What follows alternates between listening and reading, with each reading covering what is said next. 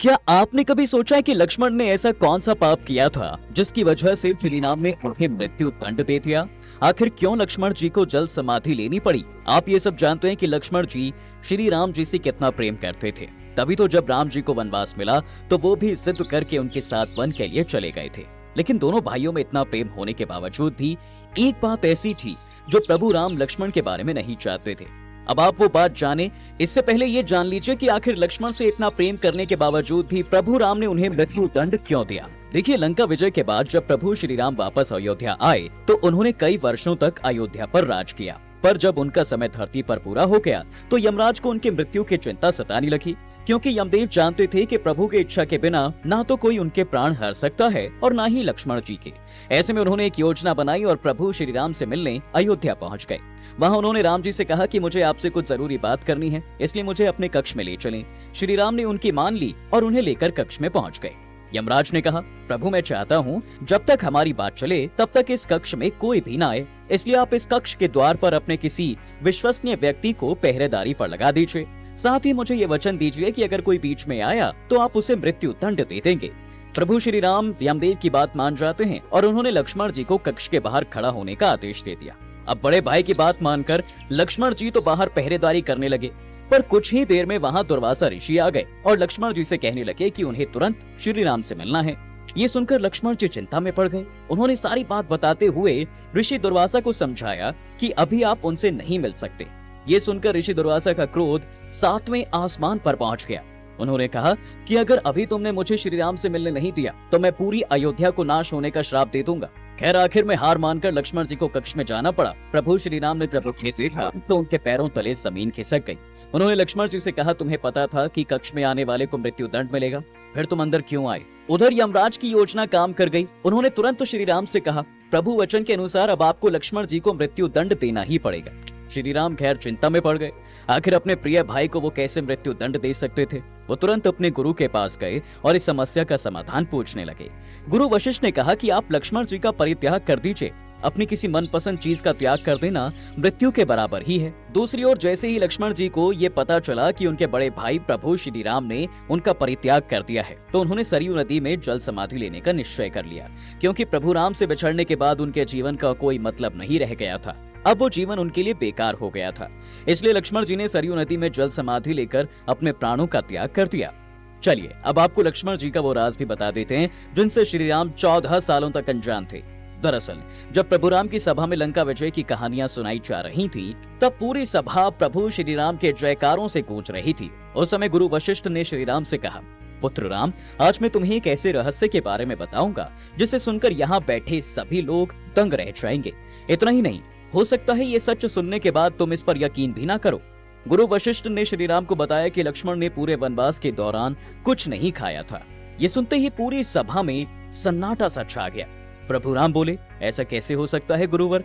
मैं खुद लक्ष्मण को खाने के लिए भोजन देता था और वो भोजन आसपास पड़ा भी नहीं होता था। तो अगर लक्ष्मण उस भोजन को ना खाता था और ना ही उसे फेंकता था तो वो सारा भोजन आखिर जाता कहाँ था? गुरु वशिष्ठ बोले, आपके इन सवालों के जवाब लक्ष्मण ही दे पाएंगे। तब लक्ष्मण बोले, भैया आप दोने में भरकर जो खाना मुझे देते थे मैं उसे अपनी शक्ति से अयोध्या भेज देता था। अब कुछ देर सोचने के बाद प्रभु श्री राम बोले, तो क्या वो भोजन अब भी यही है? लक्ष्मण ने कहा, आप आइए मेरे साथ, मैं आपको दिखाता हूँ। इसके बाद लक्ष्मण श्री राम को लेकर उस जगह पहुँच गए जहाँ वो सारे दोने रखे थे।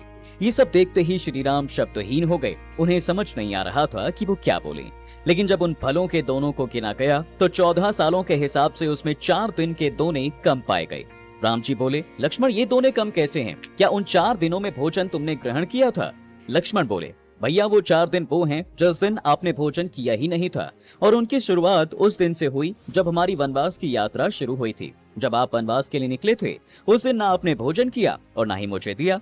इसके बाद जिस दिन हमें पिताश्री के देहांत की सूचना मिली उस दिन भी आपने खाना नहीं खाया था, इसलिए उस दिन भी खाना मुझे नहीं मिला। फिर जिस दिन रावण ने सीता भाभी का हरण किया था उस दिन दुख के मारे आपने भोजन ही नहीं किया था, और इसी तरह जब मुझे मेघनाथ ने शक्ति बाण मारा था आपने उस दिन भी खाना नहीं खाया था, इसीलिए इसमें 4 दोने कम हैं। श्री राम सोच में पड़ गए कि इतने सालों तक मैं अपने छोटे भाई के त्याग को कैसे नहीं जान पाया। उनका हृदय भाव विभोर हो गया।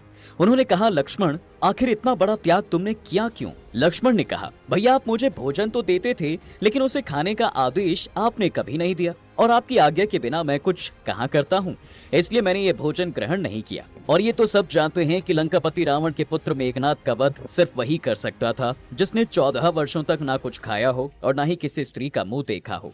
मैंने सीता भाभी को भी कभी उनके चरणों के ऊपर तक नहीं देखा था, इसीलिए मैं दुष्ट मायावी मेघनाद का वध कर पाया। सारा सच जानकर श्रीराम ने तुरंत लक्ष्मण जी को अपने गले से लगा लिया और बोले, लक्ष्मण वास्तव में तुम मुझसे भी ज्यादा शक्तिशाली और बलशाली योद्धा हो। तुम्हारे त्याग के सामने सब कुछ बेकार है।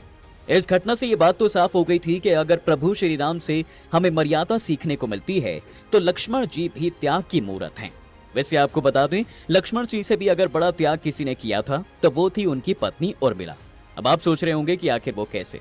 देखिए, मान्यता है कि जब लक्ष्मण जी प्रभु श्री राम और माता सीता के साथ वनवास जा रहे थे तब उन्होंने उर्मिला से एक वचन लिया। वचन ये था कि चाहे परिस्थितियां कितनी भी विपरीत हो जाएं, चाहे कितना भी संकट आ जाए, लेकिन आप कभी रोएंगे नहीं। अब आप सोच रहे होंगे कि लक्ष्मण जी ने उनसे ये वचन क्यों मांगा। दरअसल लक्ष्मण जी का कहना था कि अगर आप कठिन परिस्थितियों में रोएंगी तो कमजोर पड़ जाएंगी। ऐसे में माँ और परिवार का ध्यान कैसे रख पाएंगी? परिवार को संभालने के लिए आपका मजबूत होना बहुत जरूरी है। अब अपने पति को दिए इस वचन को निभाने के लिए उर्मिला ना तब रोई जब लक्ष्मण जी वनवास जा रहे थे और ना ही तब रोई जब अयोध्या के राजा दशरथ यानी उनके ससुर जी का स्वर्गवास हुआ था। यहाँ तक कि लक्ष्मण जी के मूर्छित होने की खबर सुनकर भी उनकी आंख में एक आंसू तक नहीं आया था।